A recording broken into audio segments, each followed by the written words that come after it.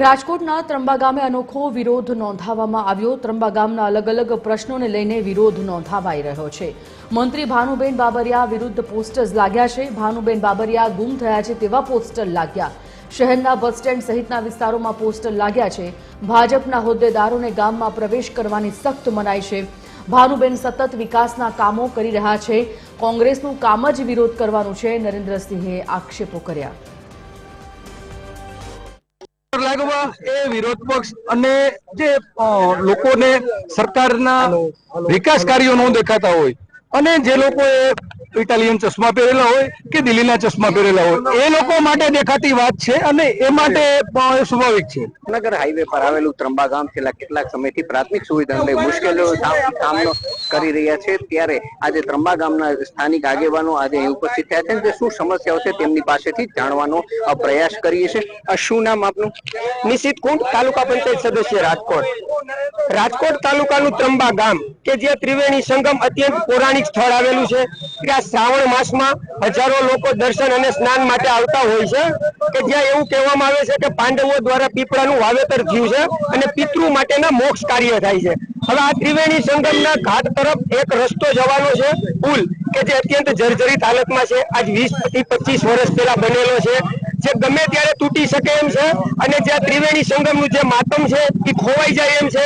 તંત્રને તથા ભાજપના ધારાસભ્યોને વારંવાર રજૂઆત કરેલ છે, છતાં યોગ્ય નિરાકરણ કરેલ નથી।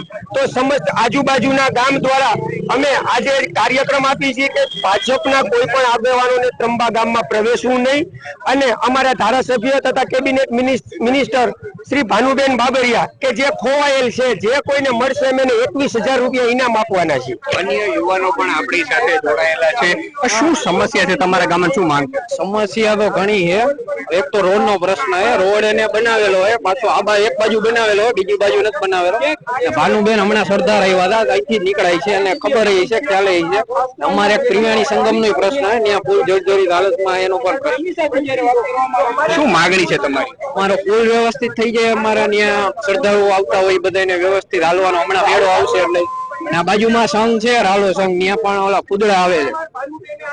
આ વિસ્તારના લોકો અહીં એકત્રિત થયા હતા અને તેમણે જુદા જુદા બેનરો લગાવી પોતાનો વિરોધ કરી રહ્યા છે, ત્યારે અહીં એકત્રિત થયા છે। પ્રાથમિક સુવિધાઓ છે, ત્રિવેણી સંગમની વાત કરવામાં આવે કે અન્ય રોડ રસ્તાઓની વાત કરવામાં આવે, અહીં કેટલાય સમયથી નથી। સ્થાનિક લોકો વારંવાર રજૂઆત કરી રહ્યા છે, પરંતુ કોઈ પણ જાતનું નિરાકરણ આવતું નથી, જેથી આ કોંગ્રેસના આગેવાન તથા સ્થાનિક લોકોએ અહીં આજે ગામમાં બેનરો લગાવે છે। ભાજપના હોદ્દેદારોએ ગ્રામમાં પ્રવેશ કરવાની સખત મનાઈ છે। સાથે સાથે જે મંત્રી છે ભાનુબેન બાબરિયા, તેમના નામના પણ પોસ્ટર લગાવ્યા છે કે તે અહીં ધારાસભ્ય છે, પરંતુ આ વિસ્તારમાં જે મુશ્કેલીઓ પડે છે તેના માટે તે આવતા નથી, તેનો કોઈ પ્રશ્ન સાંભળતા નથી, જેથી અહીં જો તે નહીં આવે તો આગામી દિવસો તેમનો ઉગ્રમાં ઉગ્ર વિરોધ કરવામાં આવશે તેવી ગ્રામજનો દ્વારા માંગ કરવામાં આવી રહી છે।